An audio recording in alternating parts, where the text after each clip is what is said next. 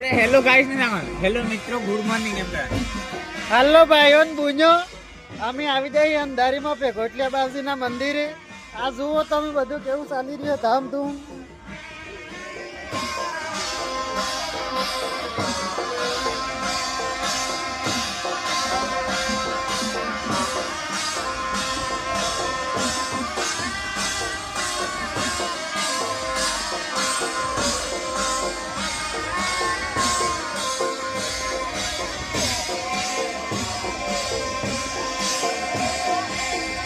દેખી શકો છો તમે પેઘોટલિયા દાદાના મંદિરનો નજારો.